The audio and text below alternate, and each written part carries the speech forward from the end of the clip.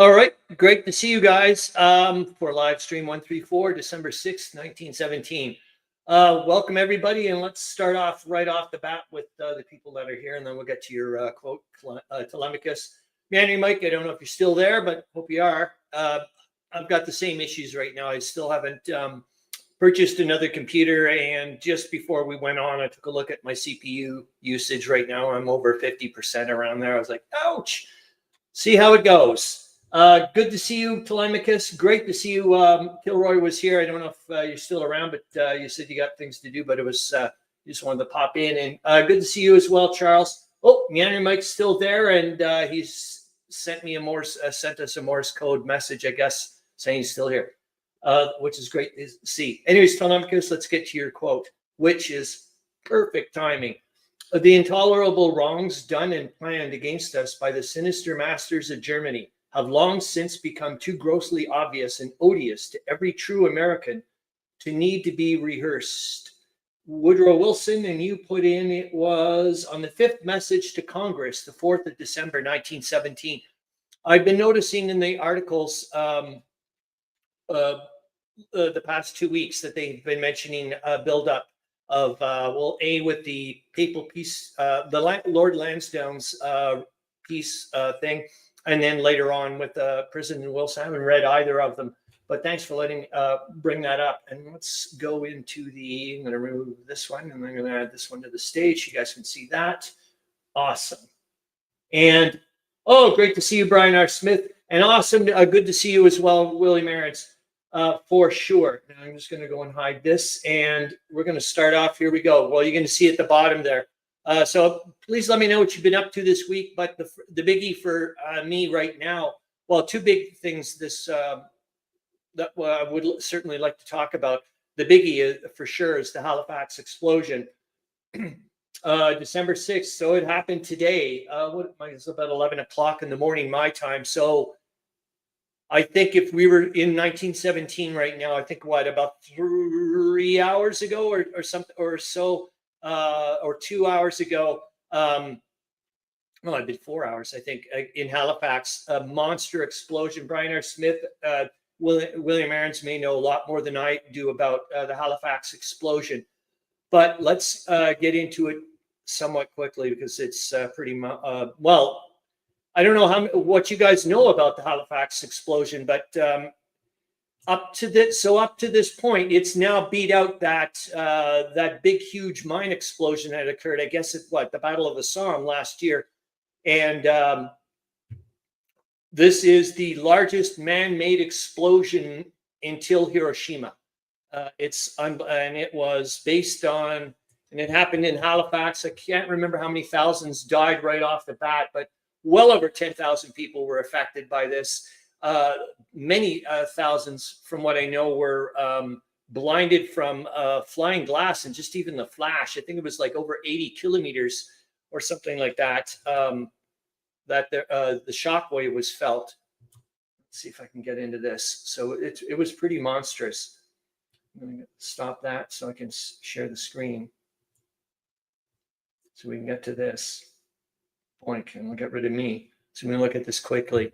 So this is from the Canadian War Museum, and ironically that this is also brought up because the second big thing I do want to talk about, which I just found out yesterday, I was like, oh my God, is that Dr. Tim Cook, who had been the lead historian for the Canadian War Museum, died on the 25th of October. And I was absolutely, he's only 53 years old, for goodness sakes, wrote a ton of books about the Great War and also World War II, obviously focusing a fair amount on Canadian aspects of it. My goodness, I just met him just a little while ago when he was doing his book talk there on the body snatchers. I had no idea. But anyways, hopefully you guys can see this. So the Halifax explosion was the largest man-made explosion to occur before the dropping of the atomic bombs during the Second World War. On December 6, 1917, the Mont Blanc, a French vessel loaded with 2.9 kilotons of explosives, and that was citric acid, TNT, and also had gun cotton on it, which local firefighters tried unsuccessfully to extinguish. When the flames reached the Mont Blanc's volatile cargo, The resulting explosion devastated a large part of the city. The Richmond district in the city's north end and the Dartmouth region across the harbor were all wiped out. And yeah, I think it was, darn it, what was it, a Belgian relief ship or something like that? The Emo, I think that collided with that ship, created sparks and ignited the benzol, I think, on the Mont Blanc. But anyways, I wanted to get to show you the second. So this is how I found out about the Halifax explosion when I was younger. I don't know how much younger, but I remember seeing this many a times. And I want to share this with you. My God, look at that. Yeah, thank God she's a half a mile away, huh? She's loaded, boys. You gotta get out of here. It's full of explosives. Children, come on. Oh, no. No, get out of here. Vince! We're back in the school. Please, get these children out of here. That ship is going to blow. No! Mr. Coleman. Hurry! Hurry! We gotta get these people out of here. That ship is going to blow. The train. What? People, get out of here. It's going to blow up. Mission ship on fire. Stop train. Please, God, answer. Coleman, there's no time. The train's coming in towards Pier 6. I've got to warn them. Come on, Vince, come on. There are 700 people aboard it. I've got to stop it. Come on, acknowledge.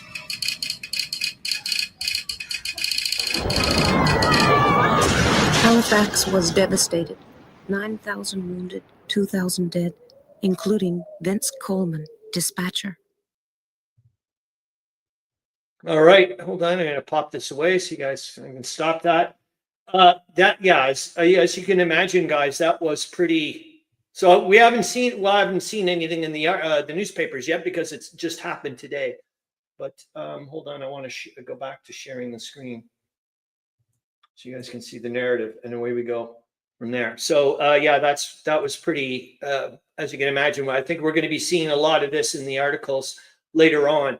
Also, that finding out that the Americans really helped. I think it was Massachusetts. I can't say that properly. Darn it, why couldn't they pick a better state for me to pronounce? But they, I think, were monstrous in really helping out with the relief towards there. Anyways, here we go towards some other interesting tidbits lately. So Cadorna is out. General Cadorna, as we know, used to be Generalissimo of the Italians. He's been turfed after Caporetto and a couple of non-shows when the king asked him to pop on over. So General Diaz is now taking over and supposedly very different personality. There's a German counterattack happening now at Cambrai, no doubt using captured British tanks, which I think is pretty cool. The outer rim of the Russian Empire is disintegrating, and there's little to no fighting along the Eastern Front. I think we've been noticing, Brian R. Smith says, those Heritage Minutes commercials were brilliantly done, highlighting many important Canadian historical events. Yeah, Brian R. Smith, fantastic. And you know what? I don't know if it was maybe part of that thing, as you know, about us having to keep Canadian content on TVs, a certain percentage. If that was what they used to make sure that it was, enough Canadian content, by all means, I was so happy. Yeah, you're right. Awesome stuff. Anyways, we've been noticing in the articles and whatnot, for example, the Ukraine just formed a republic. Oh my God, the irony is this week I noticed one of the headlines was saying Ukraine is now their masters, their only masters. I was like, oh my God, wait 100 and something years and that'll be a different story.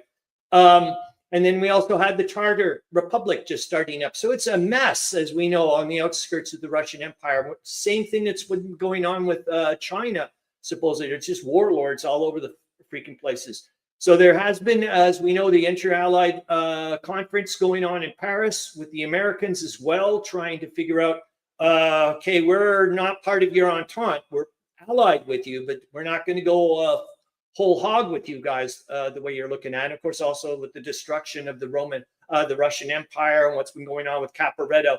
Anyways, it's not yet, but they've mentioned that they're going to start really trying to unify their command structure and how they go ahead. And we're going to see this later on when General Foch is going to become the Generalissimo for the Allies. And the Bolsheviks are starting to release secret Allied documents. I think this week they were they mentioned they popped out the what was going on with the Italians and how they got how the Allies sweetened the deal for them to get them on board and so on and so forth. And this still freaks me out. My goodness gracious, that we keep seeing this all the time. Finding this out, like, you know, when we find out the Italians, it was later that, you know, much later they go and declare war on the Germans, or the Germans declared war on the Italians. Like, what in the hell? I thought you could have been fighting the Austro-Hungarians for a year. You have, but this is the Great War. This is World War I. This is in World War II here, and the USA are still not at war with Austria-Hungary, as far as I know. And that yet again, I think, is coming in connection with the quote that you provided us, Tolemykus. That's probably Wilson, maybe there pushing for Austria-Hungary. And you don't think the Italians probably would like to have the Americans fully on board against the Austro-Hungarians, so that way they can actually send true troops over there? I'm assuming that would be the case. Magazines that are out, and I've not got around even looking at. Let's go and see if I'm allowed to take a look, because it was just mentioning about my my computer. It's having a rough time. So let's see if I can show. I just wanted you guys to see some of the magazines that are out, and I'd love, well, let's say, like I said, I don't know if you're going to be able to see it. So let's see if I can stop the screen, and I'm going to start share screen. I hope. Yes, it's still letting me see it. Thank the Lord, Lifton. So I'll put this in so you guys can see that. So I know for a fact that, well, Harro Bosma is not here, but he gets the electronic version of the Wargaming Journal. I know that Meandering Mike gets it, and mine just arrived. Meandering Mike, you probably had yours weeks ago because you're in the States. But anyways, that one, this one's out. I haven't read that one yet. Let's get to the next one that's out. This one out. This is the Ontario branch for the Western Front Association. I haven't got around to reading that one. I haven't even opened it up yet. But there we are. And then we got this one, which has been out for quite some time, but due to the fact we had a Canadian postal strike, I didn't get to see it. Meandering Mike had mentioned that, and he also said that there was a really good article on the German fountains, if I do believe.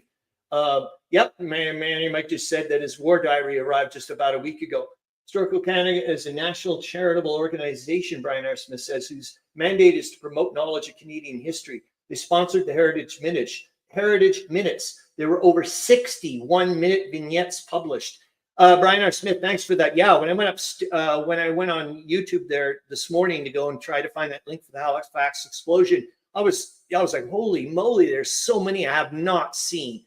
But anyways, this is the latest World War I Historical Association.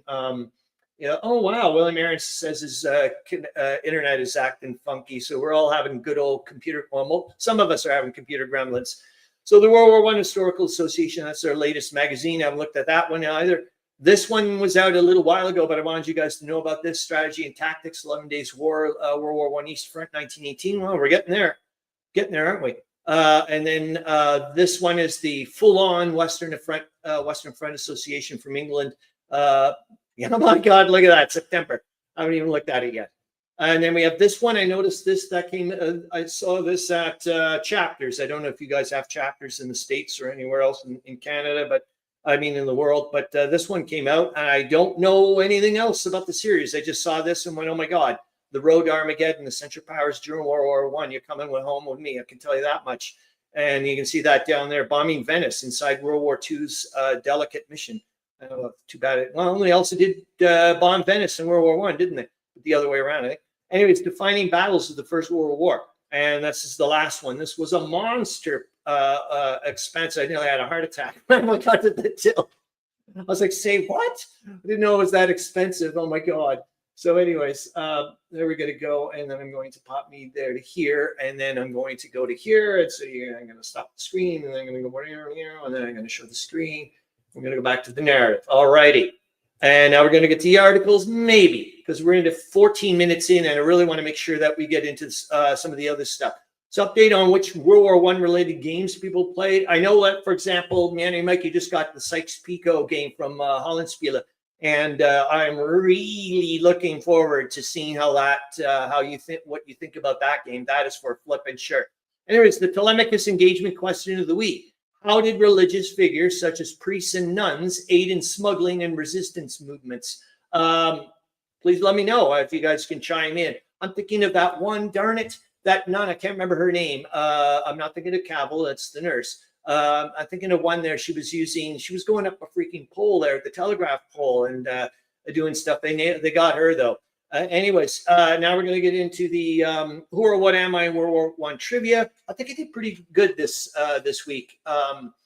We'll see how it goes. But just remember, for the new people, as we before we get to it, we're going to look at the last three champions of Meandering Mike, Tolemykus, Harro, Bosma. And well, because we also had Brian R. Smith there at one point, I do believe that, but he kept saying, no, I'll pass or something like I can't remember. But anyways, you should be in there. Well, here's the leaderboard. We got 118, Brian R. Smith, and who? Oh, yes, Charles Latora and Harro Bosma are tied now. And because I had to pop in Charles Latora because of alphabetical order, he's ahead of them. But we got some good points here. What did you say, William Arends? In the Waterloo region and perhaps elsewhere in Ontario, chapters has become indigo. Okay, thanks for letting me know that. And William Arends, how close you are to some of these things for the Ontario branch of the Western Front Association.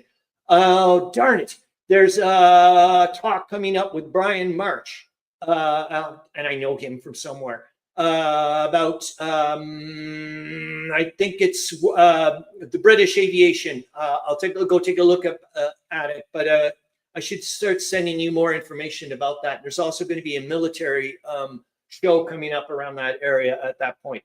But anyways, for the newbies that are here, when we do the who or what am I in World War I, essentially, I'm just going to give you, I'm going to throw out 6 clues. They usually are very obscure, and we'll get a bit more specific. Try to use your noggin. Don't go crazy and whip out an encyclopedia or something. Just, play around in your head for a little while. See what you can do. Because you get a point even for guessing. So you can even say, I don't have a clue. I'm going to give you a point.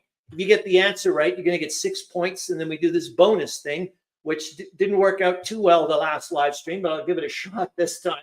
Again, is then we're going to be playing the 50 Facts, which has also been supplied by Tolemykus. And then you'll pick a number, and then I'll insert another. Taken an image of a famous person and divided it into 50. And then we'll also reveal a fact about a World War I, and then reveal more and see if you can guess who the person is. And then we'll continue on from there. So anyways, now we're going to get into the banners. So I'm going to pop your first. What's freaky weird is StreamYard keeps trying to be more and more cute. And I'm like, can you just keep it the old way? Now there's a timer for my banners and stuff. Just leave me alone. I just want to do the old-fashioned way. Anyways, I pop that in, and then I'm going to also pop it into the trivia so you guys can see that. So your first clue is, I've been mentioned more than once recently in the news. Who am I? Or what am I should say, as well. And there you go. I popped it in the thing. Nobody's even going to have a guess yet, eh? Violence, Tolemykus says. You're going to get a point, but you are incorrect. But you're going to get a point. That is for sure. And then I'll put in your second clue. I do believe. And then I'll pop it in the banners as well. At the beginning of the war, there was lots of us. But by the end, just a handful remained. Who or what am I? All right. I'm going to keep on trucking with the trivia thing. Tolemykus says people. You are going to get a point, but you are incorrect. Ooh, William Arends, well done, sir. But Vladimir Lenin, but you are incorrect. But you're going to get a point. That's for bloody sure. And that keeps you at second place. And Meandering Mike, ooh, cheapers jumping. I'm just going to say you're getting close. Meandering Mike says innocence, like the innocence. And you're going to get a point for that. So I'm just letting you guys, do a little bit of it. Okay. And here's your third clue. Oh, now we're going to get into tricky business because I'm starting, like I said, it's getting a bit more specific. But I got to do that, obviously. I'm not trying to trick you guys. I just want to have some fun, for goodness sakes. And William Arends says the Bolshevik Party. You're going to get a point, and that's certainly a good guess due to the fact they're all over the place. And I'm going to put in the third clue. And it's some of us were worried for our very existence if we changed. Oh boy, now there's lots of Brian R. Smith says, advocates of democracy.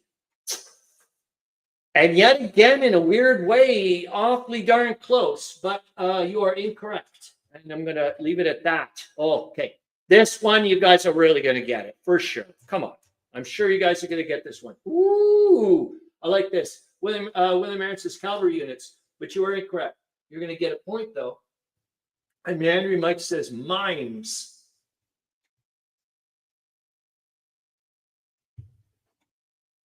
And I'm going to put that in.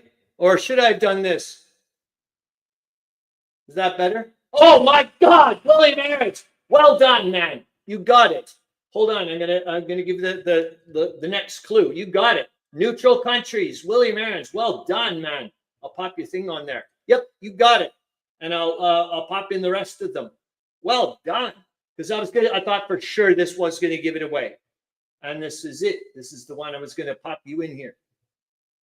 We felt caught in the middle. Right on, man. Really, really good. Yeah, I was kind of like, how am I going to be? I want to be a little bit whatever. But they've been all over the place. And boy, oh boy, let's be honest. There we go. Some of us really bent the rules. And we sure do know who bent the rules the most. The United States of America. I'm sorry, but they did. Goodness gracious. I mean, come on. That was insane what they got away with. Oh, brother. Oh, thanks, Tolemykus. Tolemykus says good clues. And once the USA left us, many felt pressured to do the same. I mean, let's be honest. That certainly happened. We just saw them just fall by the wayside.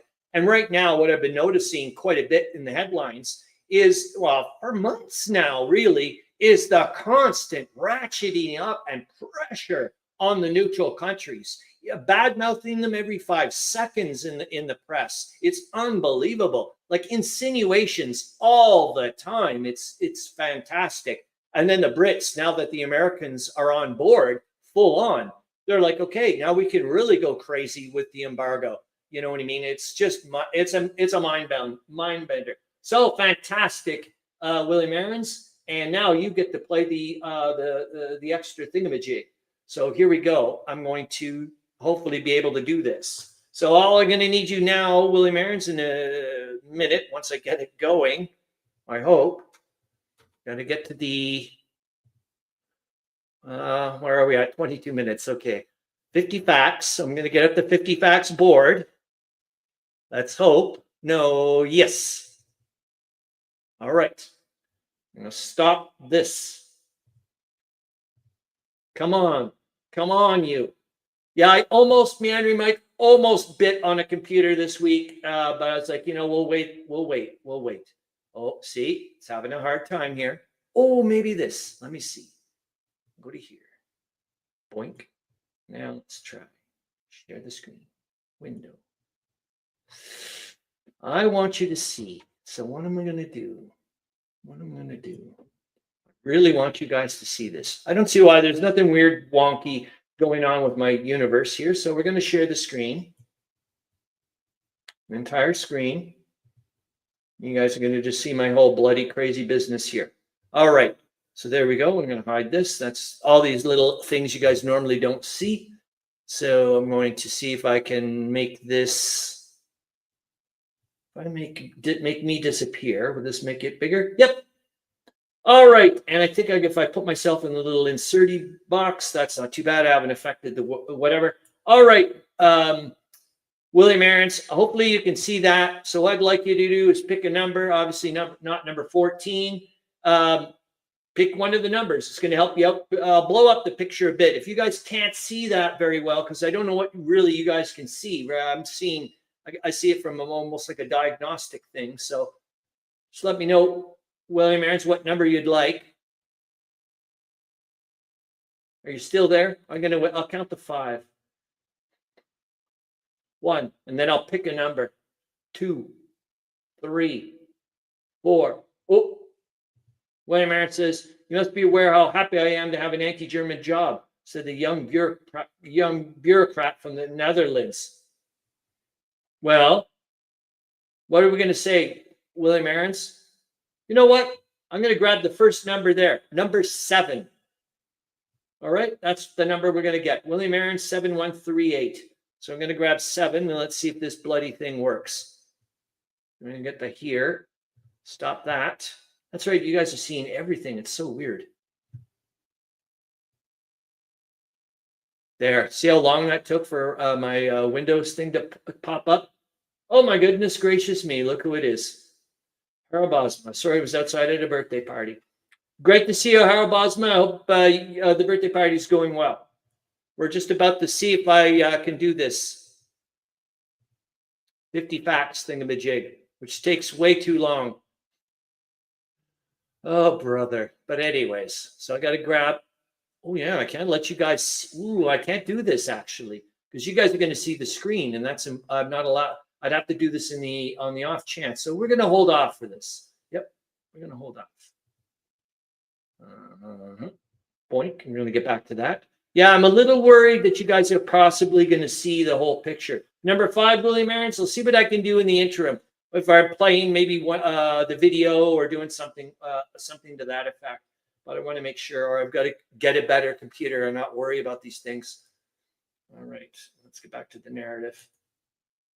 All righty, now we're back to this. So we'll see what happens. So the 50 facts about World War I by Tolemykus. Hopefully that's going to happen when I get to your number 5. But based on a weird thing, because of Tolemykus, as per usual with all these games and stuff, is the 50-50. We're going to try the 50-50 here. And the 50-50 is based on this book, which I'll let you guys see in a second once I get over here, is this thing.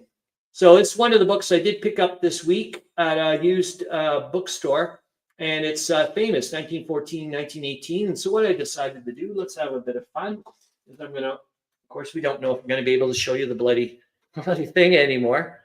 So I'm going to see if I can get it up here. Yes, my poor computer. Well, that's what I get for buying a refurbished thing at the bare minimum of just making it to Windows 10 way back when. So, all right, we saw that one. I showed you the book. Okay, so what I'm going to ask you guys to do, and it's just for fun, it's a 50-50. You got a 50% chance of getting it. Let's see if it'll help. Let me do it this time. Nope. So we're going to show the bloody whole screen again. The entire screen. And here we go. So I'm going to ask you guys, boink, and hopefully you guys, I'll let the giant size. There we go. So C.S. Lewis did one of those 2 quotes, and J.R.R. Tolkien did one of those 2 quotes. And it's a 50-50 shot. I just wanted you guys, both of them are in the Great War. As you know, both of them knew each other. Christ, they even went and supposedly went and had drinks at pubs afterwards and stuff like that. Amazing. Anyways, here's the first clue. First quote. It was the first bullet I heard so far from me that it whined like a journalist or a peacetime poet's bullet. At that moment, there was something not exactly like fear, much less like indifference, a little quavering signal that said, "This is war. This is what Homer wrote about." And then the second quote is, "There are dead things, dead faces in the water," he said with horror. Dead faces. Boy, did I ever have to make sure that I fiddled with one of the, well, I made sure you didn't see some of the full-on quote, because if I had shown you the full-on quote, I'm certain that you guys would have been able to figure out right off the bat which one did. So anyways, there you go. William Arends says, I did it in 5, but I guess there's a long delay. Okay, or it could be my computer, William Arends. That's what I think is happening. I think things are just going to hell on this end. So anyways, there you guys go. You guys can figure out for yourselves here, because I'm going to go back to this. Boink. I don't have to, oh wow, I don't have to do all these crazy weirdo things, perhaps. Now it's this one. This is the bank. Boink. There we go. So, let's see if I can do the stop the screen. Get back to this. All right. There we go. So we're going to stop that then. And then the World War I narrative logic puzzles by Tolemykus, which I don't know. Yes, we can show that because I'll be able to share the screen. You know what sucks, Tolemykus, is the fact that one of your narrative logic puzzles was actually about the Halifax explosion, but we've already done that. Mind you, probably none of us would have remembered. The vanishing of the Austro-Hungarian agent, 1915. So let's get to there if I can. Tolkien first quote, Louis II, William Arends says. All right. I think I still have it there. So I'll be able to, so that's what William Arends thinks. So I'm going to stop the screen because I think I'm just going to go into full on screen mode for a bit. That should help. May it look a bit wonky. Please let me know if you guys find this really wonky looking, as in it's just not big enough or whatever. So there you go. William Arends thinks the first one is Tolkien and the second one is C.S. Lewis. And I wonder what you guys think. All right. So what did I say we were going to get to? The vanishing of the Austro-Hungarian agent, which I can do now. So I can go to here. I don't think you guys are going to see anything. And we'll go to the logic puzzle. And here we go. And you guys can see that. Excellent. The vanishing of the Austro-Hungarian agent, 1915. And hopefully we'll also get Meandering Mike's option F. And I'm going to get rid of me so you guys can see it. Or I can go this sideways. There we go. Tolkien is second passage from perfect. Harro Bosma, you did it. Yes, that's why I had to really fiddle with it. Harro Bosma, I'll show you. I can show you the full. I can't. Yes, I can actually. Hold on. I'll show you the full quote. Well done, Harro Bosma. I was very worried. Yeah, I couldn't. You're going to see why I couldn't show the first one. So where did I say it was going to be? Oh, the 50-50. Second is J.R.R. Tolkien. Second is the LRT movie, Samwise Gamgee. Well done, Charles. So there you go. So there was the quotes. And then here's the pages. So I'll bump it up a little bit. There's C.S. Lewis. It was the first bullet I heard. There you go. Clive Staples Lewis. And then the second one, that's why I couldn't do it. I was like, no, it says Sam. Everybody and their dog's going to know. Hurrying forward again, Sam tripped, catching his foot in some old root or tussock. He fell and came heavily on his hands, which sank deep into sticky ooze so that his face was brought close to the surface of the dark mirror. There was a faint hiss. A noisome smell went up. The lights flickered and danced and swirled. For a moment, the water below him looked like some window, glazed with grimy glass, through which he was peering. Wrenching his hands out of the bog, he sprang back with a cry. There are dead things, dead faces in the water, he said with horror. Dead faces. So awesome, guys. There you are, Harro Bosma says they are in the swamp. My goodness gracious, you guys know your Lord of the Rings. So let's get into. So hopefully you guys like that. I was going to try that a bit more later on. So, anyways, here we go. The vanishing of the Austro-Hungarian agent, 1915. In 1915, Hungary was still part of the Austro-Hungarian Empire, and tensions were high along the Eastern Front as battles raged between the Central Powers and the Allies. One of the more covert operations in Eastern Europe involved an Austro-Hungarian intelligence officer named Erich Fischer, who had been tasked with infiltrating and gathering critical information from Russian military headquarters in Galicia, modern-day Ukraine.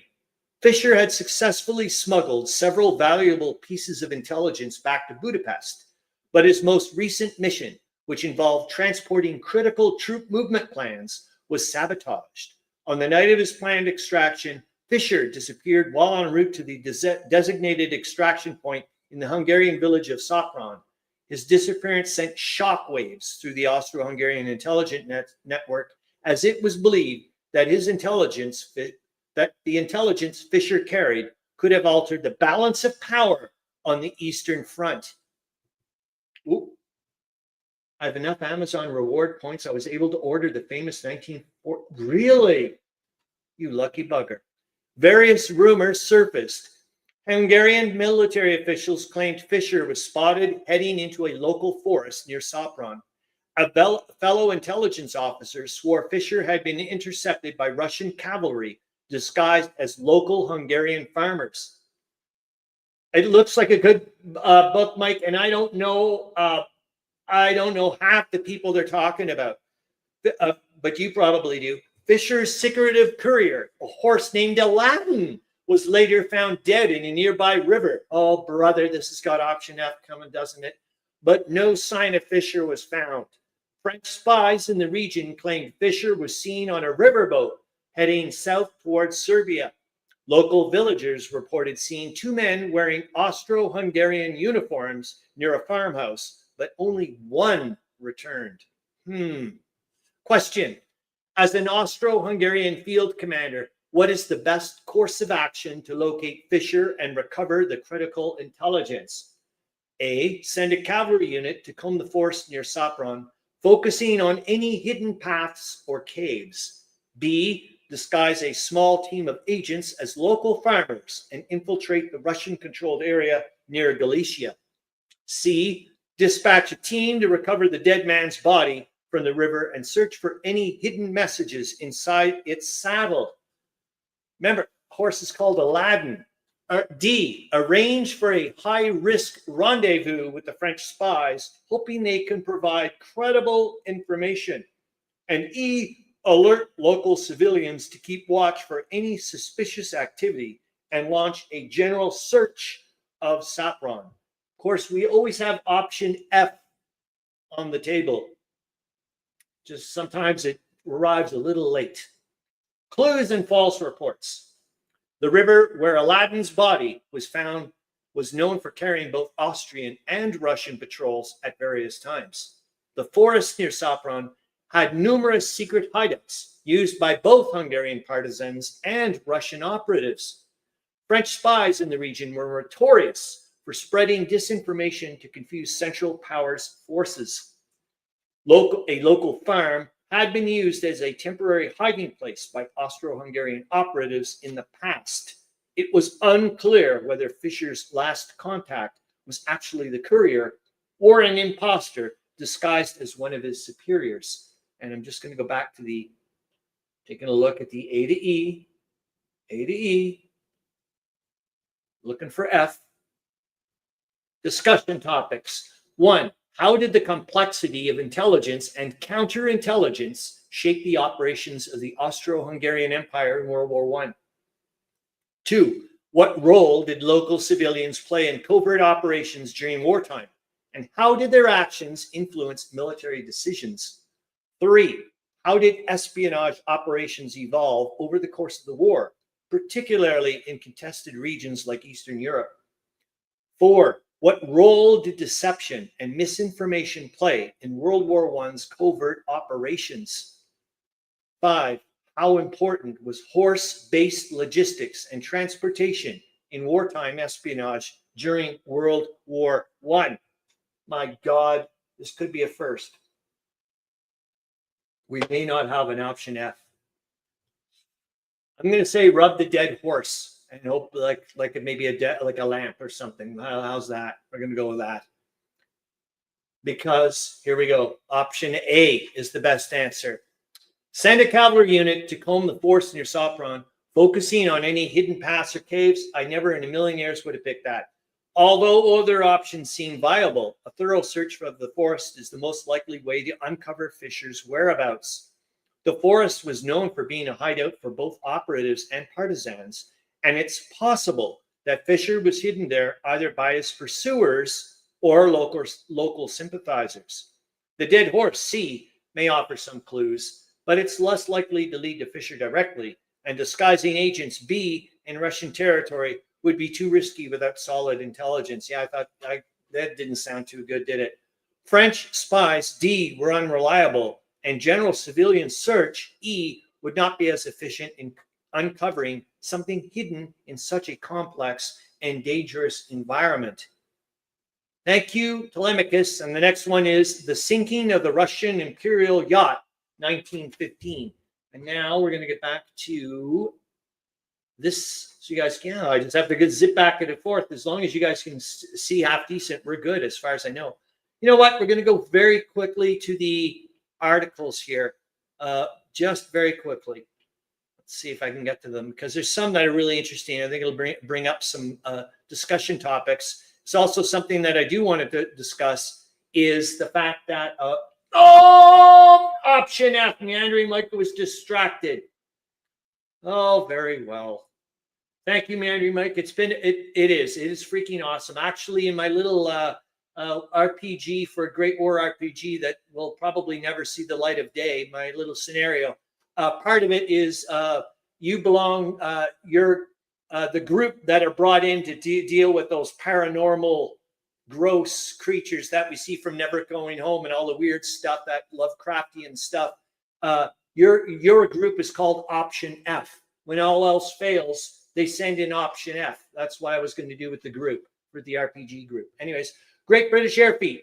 The Admiralty announces that a successful air attack, I'm not going to read the whole bloody thing here, but it was part of it, was this year.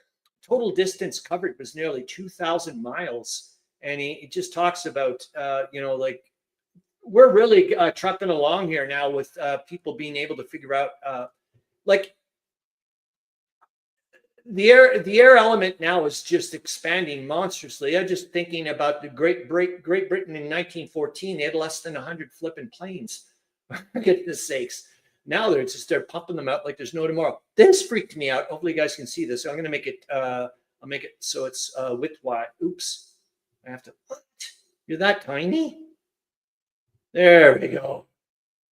So airmen was on the active front. It's the Bulgarians is surprising. Their airmen have been particularly active in reconnoitering activity, but many of them have been brought down by British aviators. I didn't even know that there was much of a Bulgarian Air Force. We'll take a look at them in a minute when we get down to the book talk that I got to attend earlier in the week from the World War I Historical Association.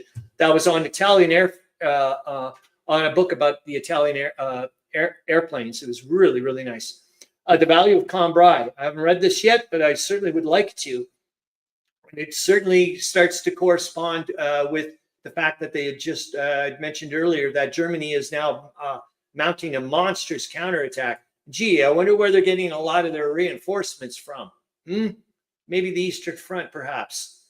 Germany, anyways, so here they are. So I just thought this was, and there we are. There's Prince Ruprecht again. They're Hague's enemy, for goodness sakes. Making Canada another Ireland. So here's a dig against the French, obviously, because right now we're in a federal election. Holy smokes, you should see how bad they're getting. They're just really giving it to the French-speaking Quebec. It's just unbelievable. Make of Canada another Ireland. Fear of it's just like, holy Lord Lifton. Like yowzers. I mean, they're accusing basically Quebecers of being Sinn Feiners. It's like, holy Jesus. Escapes from Germany through a window. I'd like to find out about this little dude. Lieutenant Patrick O'Brien of Momence, Illinois, south of Chicago. The first American member of the British Flying Corps to escape from Germany has arrived in London. Anyways, I'd like to maybe find out about that. More German plots are aired. And this is much of interest in the secret documents published by the Bolsheviki. We were mentioning this earlier on here about with the Bolsheviks releasing tons of documents, especially with like the Italians finding out how they got into the war. Duke reviews girl guides in Western towns. I just didn't know girl guides existed. That's all at this point in time. I had no idea. I was rather surprised to hear about that. And then this is a thing I'd like to bring this up with William Arends in the interstreams is to try to coordinate with him. Last week I got Fall of the Ottomans, 1914, 1920 as a gift. Sweet. Nice one. Have you poked around in it at all, Harro? Or like, what have you done with that thing? Anyways, I'd love to go and coordinate a little bit with William Arends and start taking a look at any of the information he can get from the German newspapers and see if we can start looking at this aspect here. Dr. Jim Jameson dies in London. Maybe you guys know about these guys because I certainly don't know.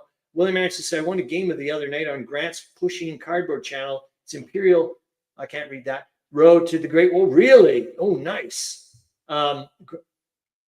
Whoa. My God, I haven't even heard of anything like that before. Leader of the famous, maybe you guys know about this guy, leader of the famous Jameson raid, which preceded the Boer War. I don't know anything about this, but he just said he died today in London on the 26th of November.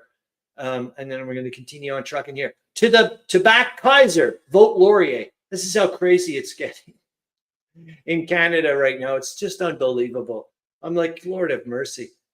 Who opened the Lusitania safe? When I saw this, I was like, oh my God, I've got to tell the Tolemykus and everybody else about this. So I'm just going to, the game is published by VUCA. Thanks, William Arends. I wonder if, oh, that's right. VUCA wasn't at Eschenspiel this year. Remember Howard Bosma was saying that he wasn't there. I wonder what the hell's going on with VUCA. Who opened the Lusitania safe? When the Lusitania was torpedoed by a German submarine off the coast of Ireland with the loss of 1,100 lives, she carried with her, among other rich freight, a consignment of diamonds in transit from New York to London, upon which the Union Insurance Company of Bangor, Massachusetts, I think I could say that, or it's probably Maine. Oh, Bangor, Maine, carried a risk of $13,000. The company promptly paid the claim and entered the $13,000 in loss account. But it now appears, long after the great disaster, the insurance company received a London draft for the full amount of its risk, with the information that the diamonds had been recovered, says the Louisville Post. An Irish fisherman, upon hauling his trawls, found that he had hooked the most valuable fish in his career, a small package which bore plainly enough the address of a firm of London jewelers, and which upon examination was found to contain diamonds, the gems upon which the Bangor Insurance Company, among others, carried risks. The fisherman got his due amount of salvage, and the diamond merchants were glad to return the insurance money. The puzzle is having presumably been locked up in the purser's safe, how did the diamond packet get loose so that it came up on the fisherman's trawl? Oh my gosh, you guys are all over the place with stuff I don't have a clue about. You guys are keeping this all to yourself until you see me on the show, so thank you for letting me know. I don't know anything about these games. So this is interesting. I thought this was really, William Arends, mine's doing the same thing. War in the metric system. This I thought was really neat to see, is that the Americans have gone in on the metric system for the military. They're talking about, making sure that everything's there. I thought that was really neat to see. Oh my God, come on. What are the odds of this, guys? Do you think this guy was ever going to get his day in court, or like his justice in court? His name's Mr. German. Like, good luck to you, man. You're not going to get it. I'm like, oh, you poor bastard. Anyways, they struck down his thing. Like, you're no kidding. No time now to talk peace. Lord Robert Cecil says, and there's Cecil again there for you, Charles. Latora says there's no Anglo-American alliance. And I guess they're talking about, yet again, that the Americans are not actually in a part of the Entente. They're doing their little thing a bit. Here it is. How Quebec faces the issue. Self-contained people are Sinn Feiners of America. My God, just unbelievable. And then Russia's collapse is a lesson. And it starts talking about what could possibly go wrong. And Kilroy was here. Games says, you need to slow down on games, otherwise I'm going to catch you. Oh, my God. Oh, speaking of which, darn it, the Grog Shed's not here, but maybe we'll, because I can just go back here.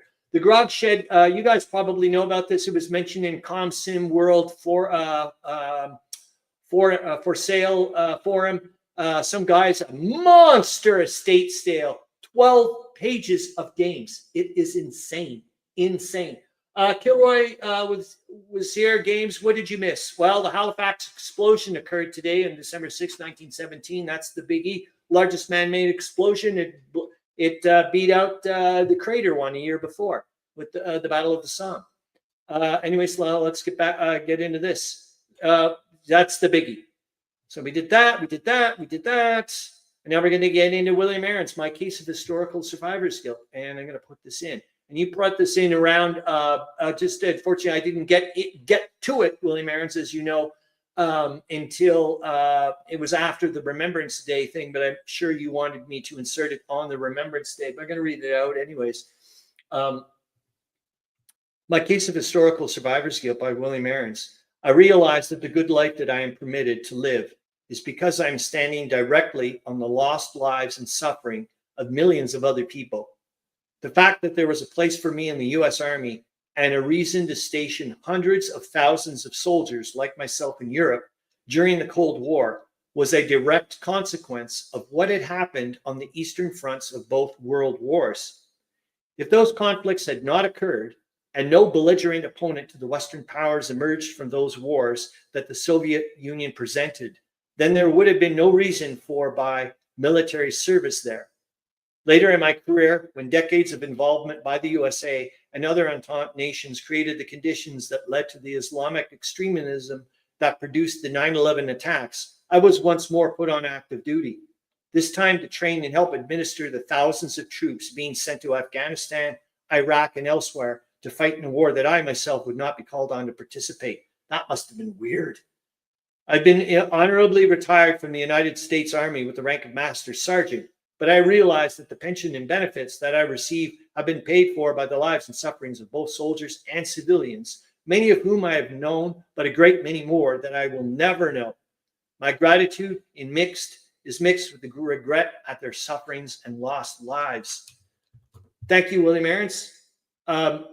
I was going to look into, this is a whole topic I think we could easily get into for sure at some point. I would love to, especially later on. I was looking it up a couple of weeks ago. They had a talk on from the Western Front Association about commemoration and how we commemorate and how it has changed over time. And I thought that would have been really to see. The U.S. military operates in the metric system in terms of maps and munitions. The shooting ranges were set in English feet. Oh, I didn't know that. Thanks, William Arends. And there you are, Charles. Oh, the Grog Shed. He has a game finally on the table. Now, remember, the Grog Shed used to live in Ottawa. He's been to my house. We swapped games, books, and so on and so forth. And a couple of thousand games. I need space. Oh, my God. Oh, my God. Yes. That would be amazing. Anyways, I want to show you his thing. So finally, anyways, he moved to British Columbia, and it's been ages since he's finally got a game on, and he's got it on. And there it is. I'll let you guys see it full on. It's Ages of Napoleon, which someone I saw this. Was that on your radar there, Meandering Mike, just recently? I'm pretty darn sure I saw it there, wasn't it?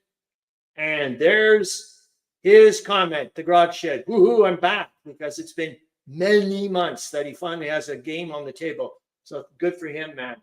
Really, really glad for him. But I'm pretty darn sure it was you guys, Meandering Mike. I think it was you were saying that you have that on the table, or you something like that. Anyways, there we go. And then Kilroy was here. Blood of Lions, the Psalm, Worthington. Unboxing my first look. So let's pop on over here. Let's get to that. Gotta get to my links. So weird. You guys can see everything I'm doing. Oh, brother. At least you can see it. There we go. Make it bigger for you.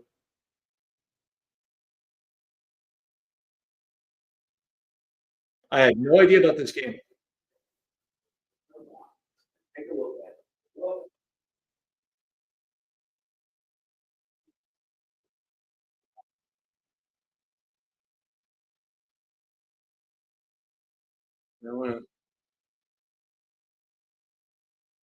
Look at this. Oh, it drove me nuts when I saw the map. I'm like, hey, I kind of had that idea in my own little head. Anyways, I popped it on in. Yes, I do have it in the sources and links.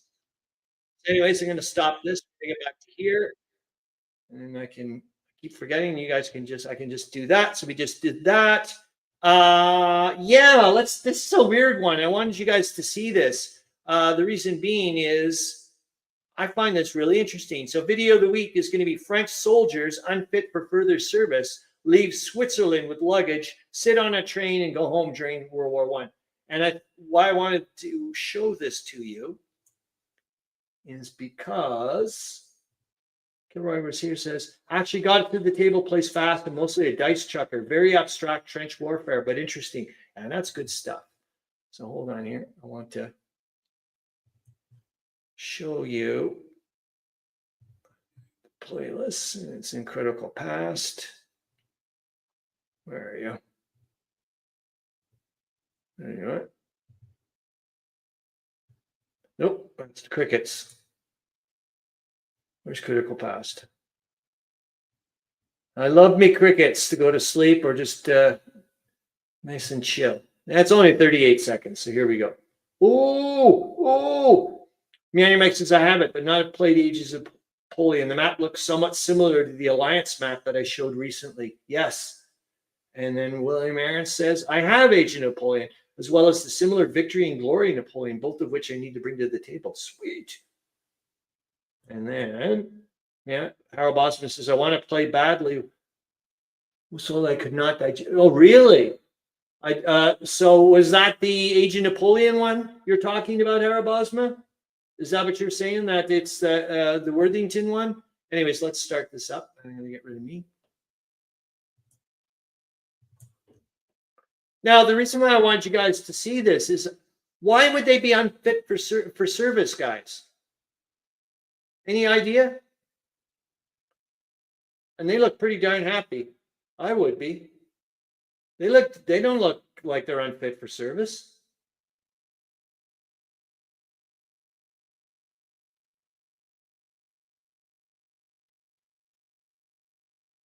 Like, why are they like? So it'd be interesting to know, like, especially this late in the war. Like, you need everybody you can get. Anyways, so I'll put this back to here. BGG game of the week, Into the Bastards, the first tank battle. Anybody have this one? And I'll go to it. Should be easy enough to do. Yep. Boink. Put me like this kind of thing. No, or this is better. Right? Yep. Do you guys, anybody have this game?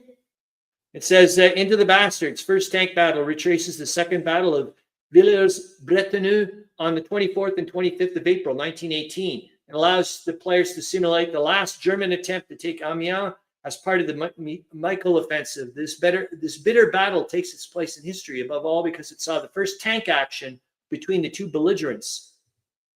Looks quite nice. I'll look if you guys can see it. I didn't really do much, did it?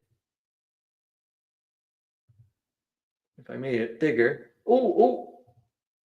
Could be social reasons they were not fit.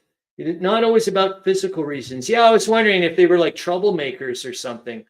You guys can see a little bit there. That looks nice. That's a very decision game-ish, I find.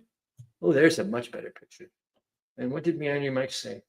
There are many excuses to call someone unfit for duty. That's what they would do to get men discovered to be the same sex. Oh, yes. True. That can't happen, can it? All that stuff.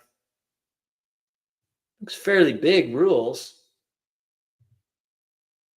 Oh, there's that crazy tank with a crew of 17 or something, isn't it? Lord have mercy. How are we doing for 11:58? I still want to talk about this. So Dr. Tim Cook, our shared past, let's get into this. I really want you guys to see this. And I don't know if we're going to be seeing any more. I wonder if I can notch thing. Must have been bone spurs, perhaps a religious objection in the war. Cool. Thanks, guys, because I wouldn't have a clue. I'm going to stop this because I want to do it normally. Hold on here. So it just makes it a little bit nicer. So Dr. Tim Cook, like I said, died on the 25th of October, and it absolutely blew me away. I had no clue that he was not doing well. And so anyways, this is a celebration to honor the life and legacy of Dr. Tim Cook. The 12th of December. I hope to goodness gracious I can go. Canadian War Museum invites you to honor the life and legacy of Dr. Tim Cook, Chief Historian and Director of Research at the Canadian War Museum, author and longtime contributor to Canada's military heritage. Together, we will reflect on Dr. Cook's extraordinary contributions, celebrate memories, and celebrate the profound impact he had on the understanding of Canada's wartime history. Special tributes will be followed by a reception. I hope to goodness I get to go. I'm just absolutely dumbfounded. He actually, the only little claim to fame is he saw me wearing this shirt when I went to his book thing, and he said, "Nice shirt." I know. I was like, thanks. So I thought that was kind of nice. Anyways, I'm going to get back to, we're going to get back to this bit. And, or I'm going to show you, I don't think I can. No, I don't think I can show you that as well. But I'm going to say that let me get back to this here.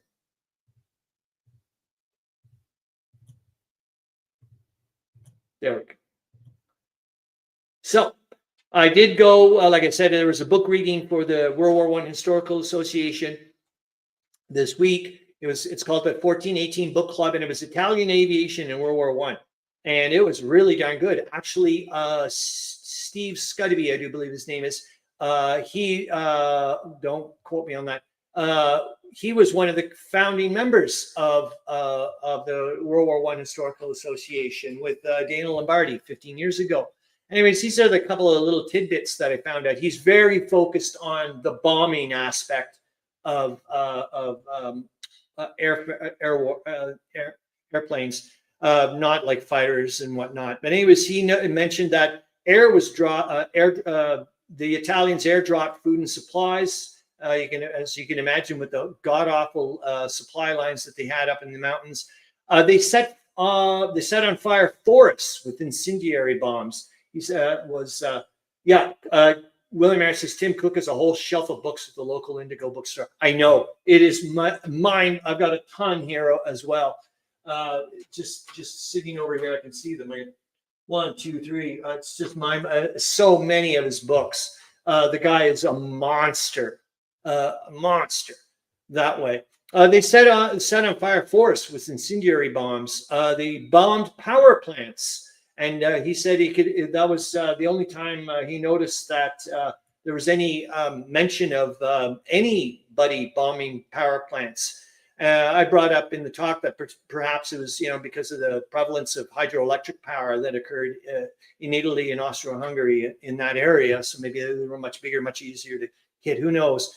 They also airdropped propaganda and food to Italians in enemy-occupied territory. So I was wondering if they could potentially notice an uptick after Caporetto, for example, before they go and counterattack in 1918.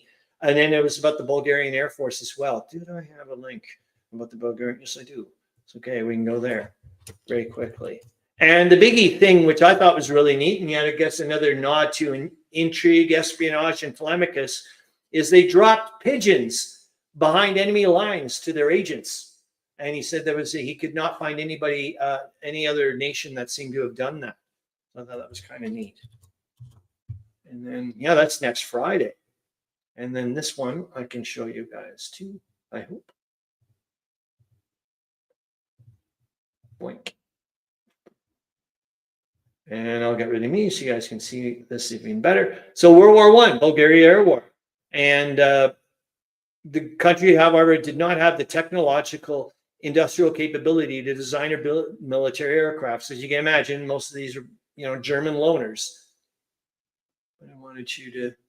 So it's there. It is there. And this is the photograph of the Bulgarian air unit, and looks like a bomber. Not sure what the plane is. It was not the Gotha, which had 2 engines, but like the Gotha, had rear engines. It should be relatively easy to find. But anyways, I just thought this was rather interesting to see. And it was, mostly they're just using for reconnaissance and whatnot. But I thought that was rather interesting to take a look at.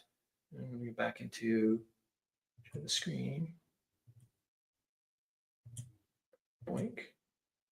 Boink. And then we get to here. And I think we're now into, let me see, what did I miss? I don't think I really missed anything. I'm just going to take a look quickly. I think we can get off into Wonderland.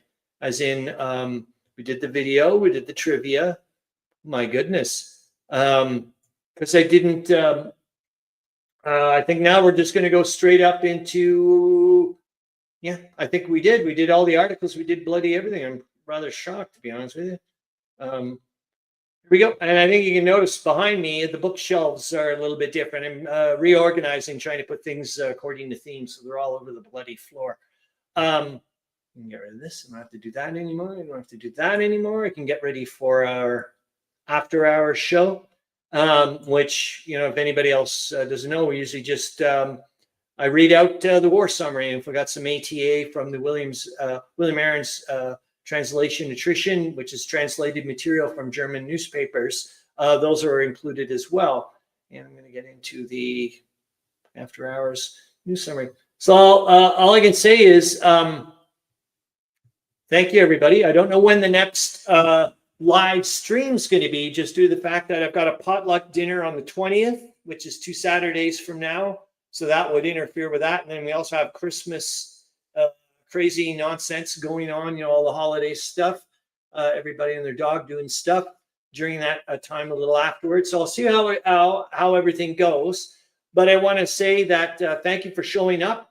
Thank you for yet again providing a great time and a lot of valuable information for me, and hopefully for everybody else as well. Hope you have a great time while during the interstreams. And like I said, I hope you still want to stick around and hang out and with us for the after hours live stream. I'm going to turn into you guys, which means I'm going to turn into a texter.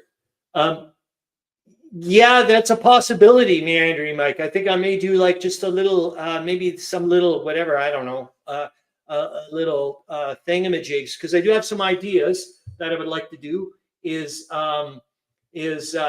Oh, Charles, you're such a sweetheart. One thing I'm starting to potentially think about. I know exactly. You said it right there, Meandering Mike. I'm gonna have to pop yours on in a minute. Charles, you're a beautiful human being. I love your freaking videos. I love everything about you. Meandering Mike, 100%. I've been repopulating my the giant table, as you know, on my war table there, and getting there. Oh, it just feels so good seeing it all come back up and all the old stories going there. Is one thing I would, fingers crossed, you never know when it'll happen.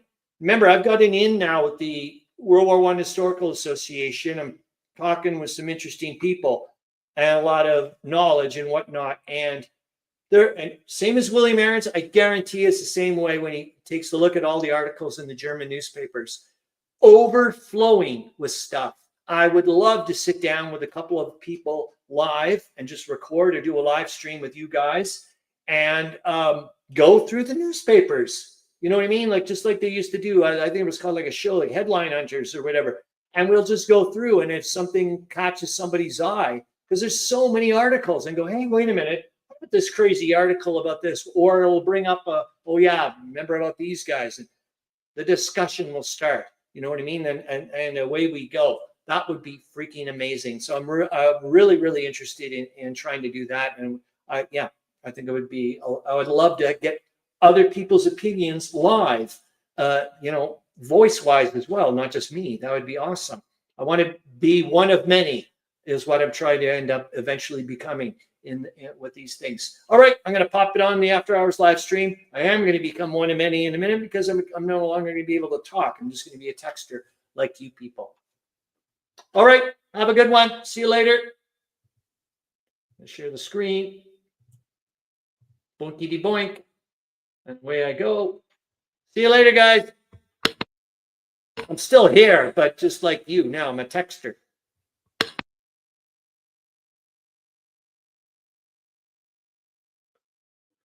Okie doke. First off, I haven't done this in a while. A lot reading out the war summary, and I've been an extremely long time that I have not read a war summary first, taken notes, and then recorded it. But I'm really behind the times here. I got a lot of things on the go. So, anyways, here we go.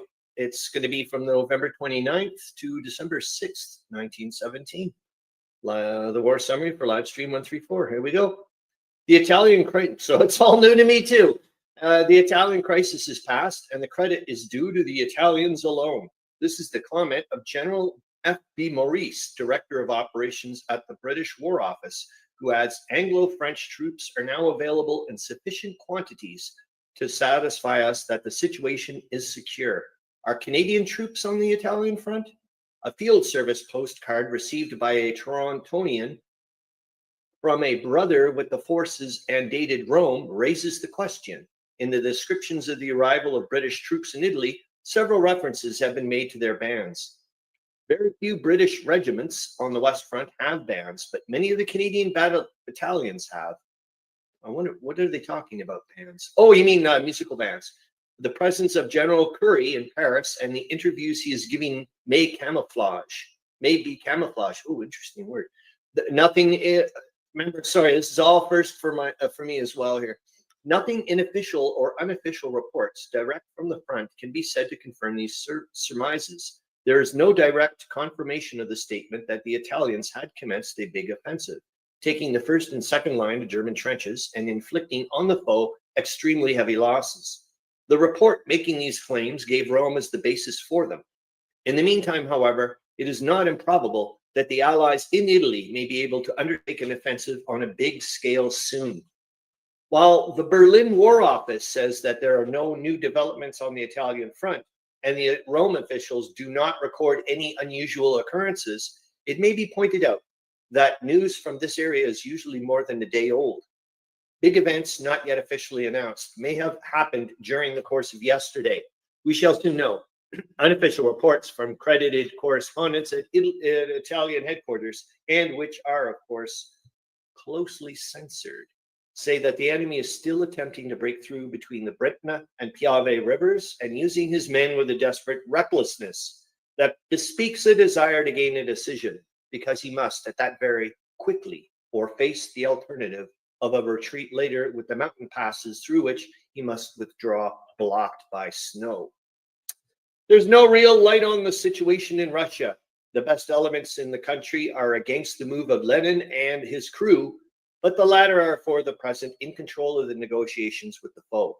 The armies on the northern front, having been deprived of supplies of bread and other foodstuffs, no doubt by the manipulation of the Bolsheviki, are likely to give their adherence to the extremists, who are guided by German staff officers from Berlin. Sections of the country not under the Bolsheviki control are cut off from communication with other areas so far as the getting out of news is concerned. And even if General Kaledin's and those who support him continue with success their efforts to smash the anarchists, it will be some time before order can be restored. Oh, brother, and any real step taken to give aid to the Allies on the European front. The Allies, whose chiefs are now in momentous session in Paris, may be able to do a good deal by cutting off certain supplies and all intercourse with Russia to bring home to the people of that country the folly of their present procedure. But this would be a slow process because Russia is too big and the situation too complex to admit of a swift and effective remedy being applied to keep the country actively in the war till the Allies are ready to agree together on peace terms. Oh my God, what a... The loss of British merchantmen through submarine warfare shows an increase during the past week. 14 vessels of over 1,600 tons have been sunk and 7 of smaller tonnage. This is an increase of 4 of the larger category. Italy's shipping losses during the week, ending with Saturday, were 1 ship of more than 1,600 tons, 1 under that tonnage, and 1 small sailing vessel. A report that 39 submarines were sunk during the period between November 1st and 15th would be more convincing if it came from official sources. That there's been a considerable increase in the number of submarines destroyed of late is beyond controversy, but the figures given out by the British authorities as to the losses of shipping are convincing proof that the submarine is far from being conquered. The first great step to this end will be accomplished when the submarine bases on the Belgian coast are occupied by the Allied forces. Well, you had your chance in 1914. In France and Flanders, the fighting yesterday seems to have been confined to artillery duels, with some indication that a new offensive may be launched in the Passchendaele region. Fighting at Cambrai has been very bitter, particularly around Fontaine Notre Dame near the Bourlon Wood. This village, as at last accounts, was again in the hands of the Germans, with the British closely around it. It has been taken and retaken several times after hand-to-hand fighting, and the Germans are constantly throwing in fresh battalions to take the place of the men lost in the fight against Byng's army. It is asserted by some of the correspondents that the Germans, while they have not withdrawn troops from divisions from the Russian front for fighting here, have adopted a system of combing out the battalions facing the Russians and sending the men thus garnered to bolster up their hard-pressed battalions in the west. By such a system, Berlin is able to boast that its divisions on every front are not being disturbed. Turkish troops around Jerusalem occupy strong positions, and the British must wait until more of their guns and new supplies of ammunition and other essentials are brought up and their present somewhat disconnected lines are again linked together. This, in brief, the view of General Maurice in outlining the position in Palestine. There's no fighting news of great importance from any of the fronts. From Rome, there comes a measure of confirmation of the report that the Teutons are bent upon launching an offensive in the Grecian Macedonian area.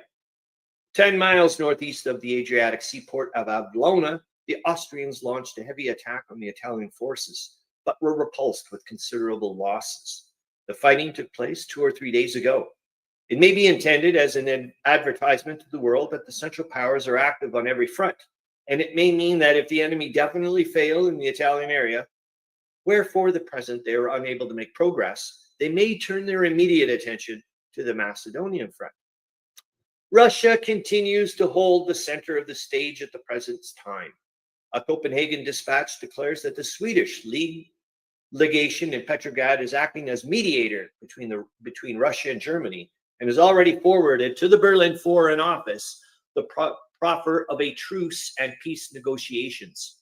Cable extracts of Chancellor von Hertling's speech in the German Reichstag show with what eagerness Germany would welcome a cessation of warfare.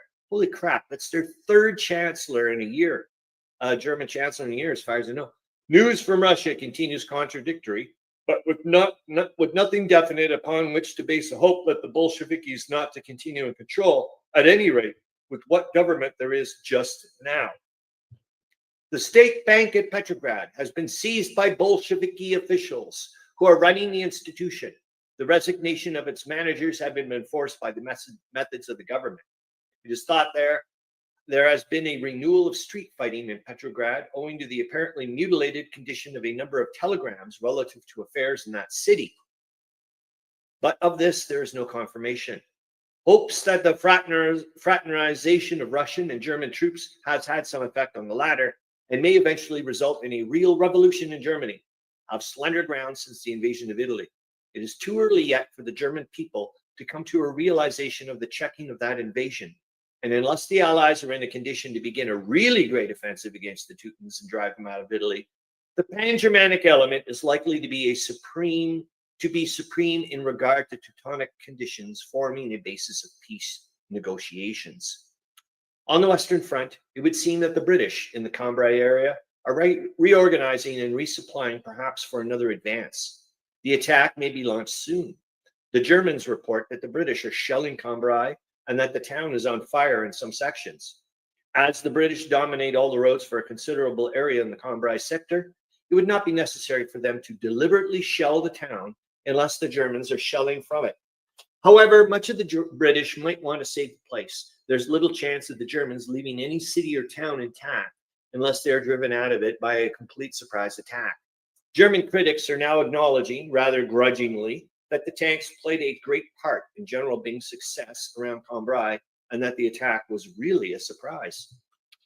Desperate fighting still continues in the neighborhood of Cambrai, where the Germans are hurling masses of men into the fray in the hope of regaining all the ground they lost to General Byng's forces recently.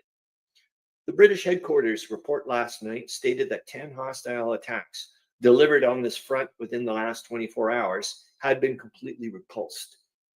The village of Masséna has been evacuated by the British and occupied by the foe. As a result of the successes gained by the Germans on Friday, this village was at the apex of a very sharp salient and a real danger point until all the ground regained by the Germans to the south of it has been recaptured by the British. The fighting since Friday, it is said, has not been exceeded in ferocity since the beginning of the war, and it bids fair to continue for some time. Unofficial British reports state that the Germans did not capture anything like the 4,000 prisoners that Berlin claims, and also that a good many of the captured British guns, 60 according to the Germans, have been retaken. while others were destroyed when it was found to be impossible to save them. At the present time, the situation appears to be that the German attempt at a big encircling movement has failed.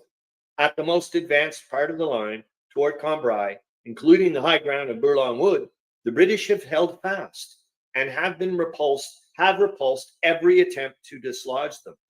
In the southern part of the area, over which General Byng advanced, the Germans gained considerable advantage, some of which they have lost, but they still hold some valuable positions in territory extending from a line from Cré-sous-Coeur to Vandeuil and bulging considerably between the two. In this sector, there's no doubt that the British were taken by surprise. Unofficial dispatches tell of officers and men sitting down to breakfast or sleeping when their advanced posts were attacked and driven in. Ouch. The advanced headquarters of the British here was entered by the foe, who managed to get a considerable amount of the personal belongings of the staff, but was not left long in possession, being driven out of Guiseaucourt and some of the other villages to which he had penetrated, leaving the ground covered with the dead. The British must straighten out their line again below the wedge driven toward Cambrai, in order that the southern flank of the wedge may not be turned and the most important gains made by General Byng lost.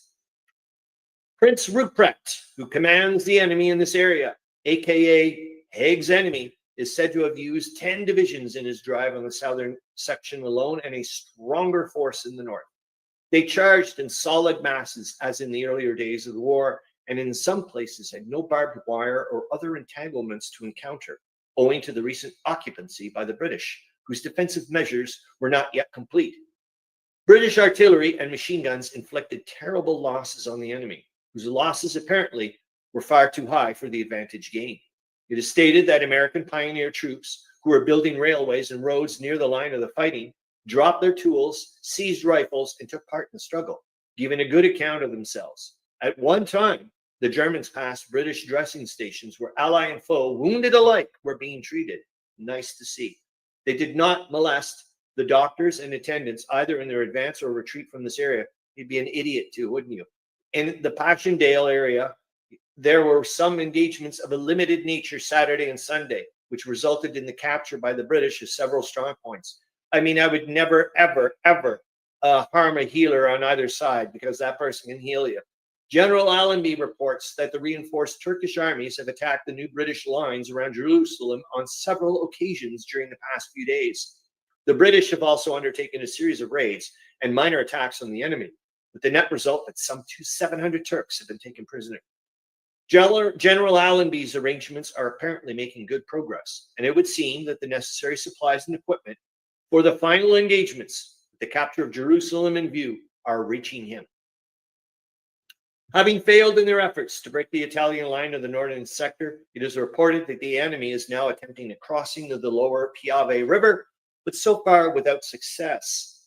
The news from Russia continues conflicting, but in the Allied capitals there seems to be a more hopeful feeling arising out of the difficulties that the Bolsheviki government is undoubtedly encountering, and the fact that very strong forces are rallying to General Kaledin, who controls in the south and is said to be strongly in favor of Russia staying in the war.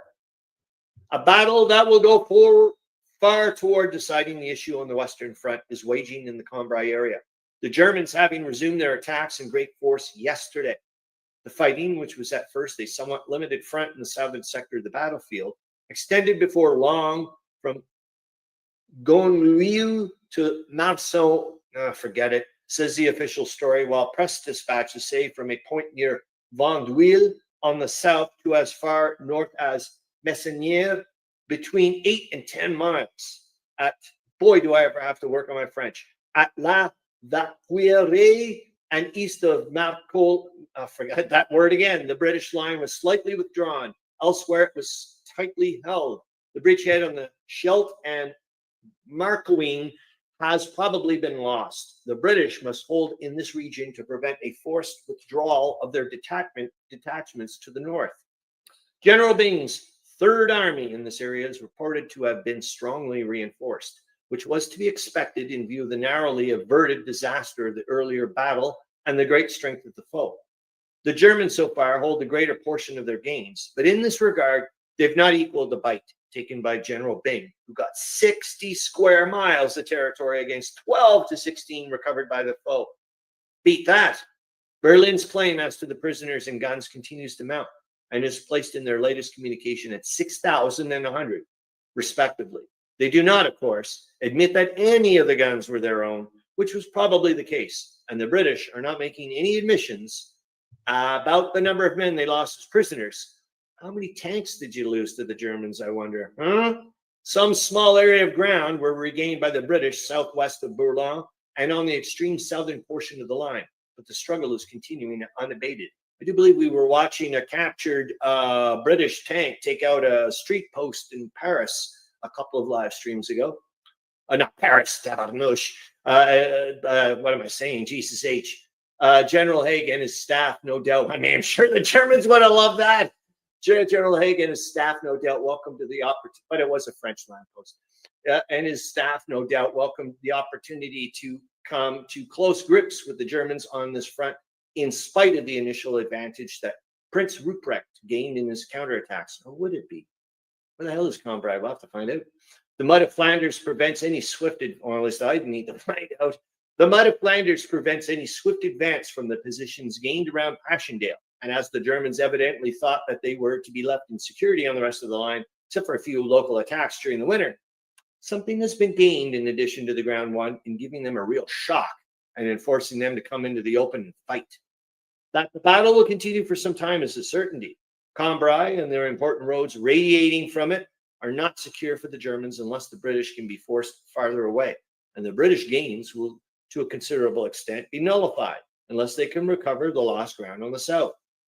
Though the signs of such a move are not yet apparent on a large scale, it is still a safe surmise that a French attack will be launched at the right moment to aid the British in the great struggle now in progress.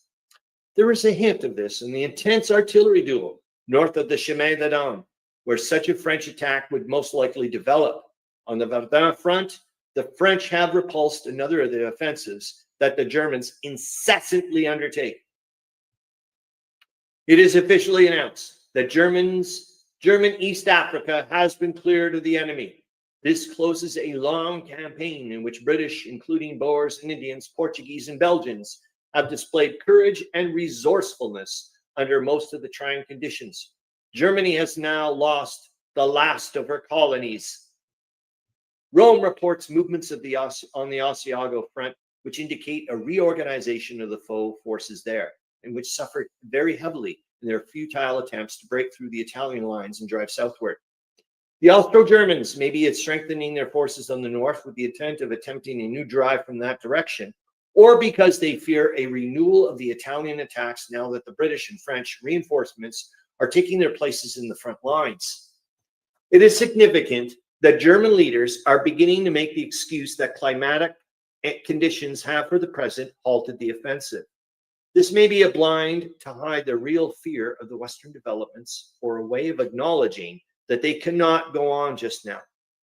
With conditions as they are on the Russian front, the German High Command may be playing for time until withdrawals on a large scale can be made from Russia. On many sectors of the latter front, according to Berlin, truces have been decided upon a number of Russian generals. The eagerness with which the Germans dwell upon these evidences of Russian demoralization bears witness to the importance they place upon them as affecting their fortunes in other battlefields. And I'll add a little bit there. It seems also that you guys are also bearing witness to the importance of that by mentioning it, which would be a good thing to do because they're coming. They're coming. Definite results. Oh, yes, they're coming. Definite results were attained at the Allied conference recently held in France, according to an official announcement. Here we go. The Generalissimo for the Allies is coming. A Supreme Inter-Allied Naval Committee is to have is charge of naval matters, and in regard to the land forces, unity of action is placed in the way of a certain realization. There has for some time been a feeling in European military circles that the Allies were not making the best use of their naval strength, though many critics have stoutly contended that, so far as Britain is concerned, at any rate, this charge has no basis. An immediate outcome of the new arrangement is likely to be a still more vigorous warfare against the submarines and a tightening of the already tight blockade. The request of President Wilson to the United States Congress for an immediate declaration of war against Austria, soon to be followed by action which will enable our neighbors to deal more energetically with Austrian subjects who are no doubt in many cases actively hostile.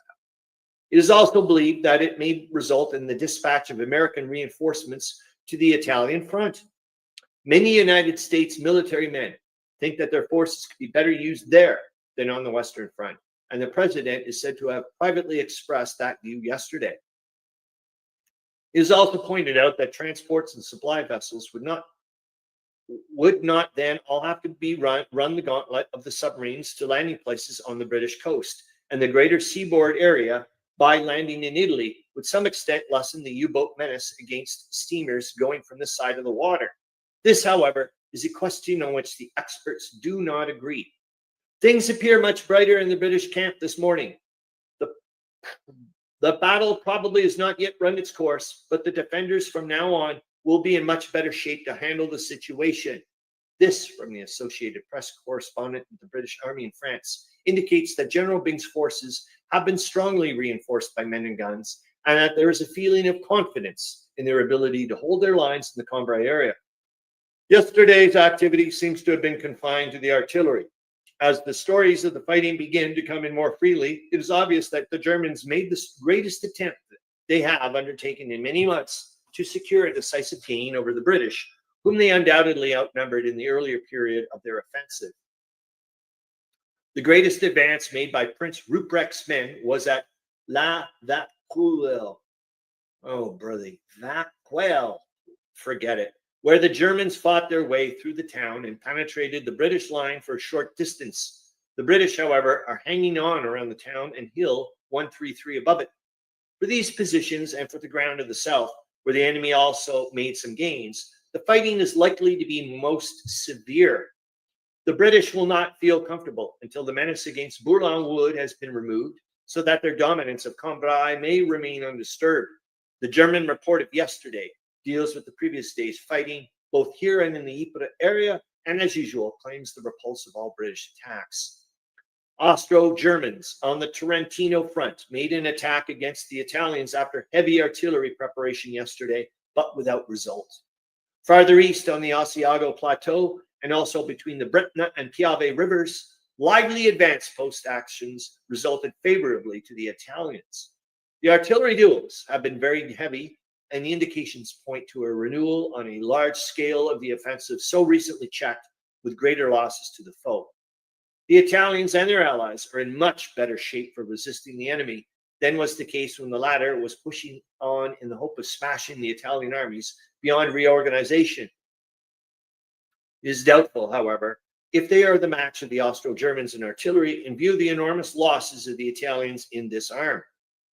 Remarkable stories have been told of the wonderful progress made by the United States in the output of big guns and the ammunition to feed them during the last few months. As it is known that the United States is sending some material to Italy, it is probable that shipments of these guns are included, and that the Allies in France and Flanders will not have to suffer so much in the weakening of their gunpowder power to make good the Italian deficiency, as was at first expected. Lively skirmishes continue around Jerusalem, where a great battle may be fought at any time now. The Russian situation shows no improvement. Whatever may be on the horizon, the fact is that a truce is now being observed on this front. Wow. And the pro-German Bolsheviki elements, some of whom are really German, are conducting active negotiations with the foe. Italian armies are again feeling the effect of Russia's infidelity. A fresh and powerful Teuton offensive has been launched on the Asiago Plateau, its aim manifestly being to so threaten the flank of the Italian troops on the line of the lower Piave as to compel a general retirement to the Adige River, which of course would deliver into Teuton hands the queen city of the Adriatic with all its priceless treasures of art. Withdrawal from some of the more advanced positions of their lines between Monte Ton de Ricard and Monte freaking get it is admitted by the Italians, who inflicted heavy losses on the enemy. There should be little cause for anxiety over the probable ultimate result of this new enemy effort, when the Italian front now comprises part of the Western Front, and British, French, Canadian, and American troops are in the Venetian plains to keep the Hun from despoiling the treasures of the ages of all nations and from inflicting any further serious injury upon Italy's military power. The British line is now very strongly held. This assurance on the Cambrai situation comes from the Associated Press correspondent. He states that the number of British batteries has been greatly increased, and their accurate counter-shelling of the enemy's artillery groups east of the Scheldt Canal has effectively reduced its activity. 3 different minor attacks were yesterday repulsed by the British in the sector.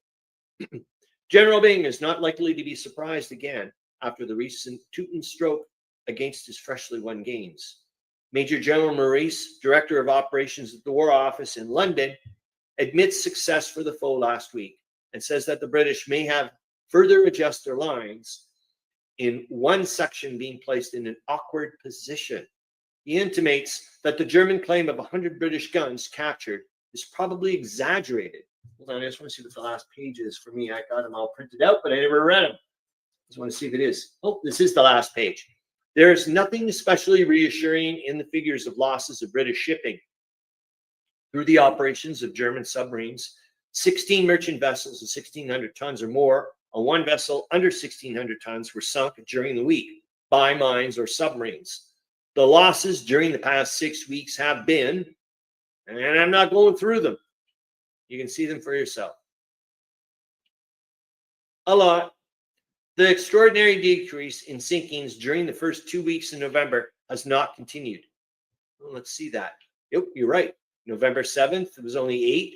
On the 30th of October, my birthday, there was 14. 7th, the week of the 7th was 8. Week of the 14th, there was only 1. And then they went down to, and then they went up to 10, 14, and 16. And they're going up, up, up. So what's up, up, up?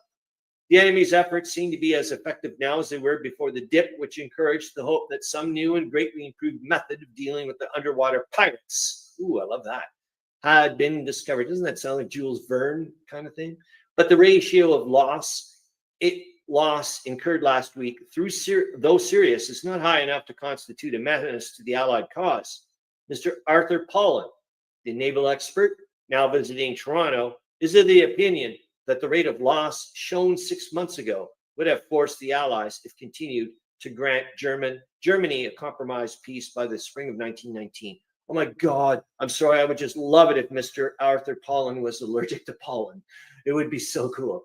The rate of loss during the past 3 months has been less than half that incurred during the opening stages of unrestricted submarine war, while shipbuilding has been speeded up in all the Allied countries, which facilitates for turning out ships. By July 1918, it is Mr. Paulin's opinion. Sorry. Ships will be produced twice as fast as Germany can sink them. The money loss from the enemy submarine warfare is very great, but it is of importance to know that the U-boats cannot administer the knockout blow the advocates of unrestricted submarine warfare anticipated. And that's nothing to sneeze at. Russian official statement dealing with the armistice negotiations with the Teutons indicates a serious hitch. The enemy refused to accept the proposal that in the event of the cessation of the Russian hostilities, the Teutons would not send their troops from the east to the west front. The statement says the 2 initial Russian proposals were met evasively.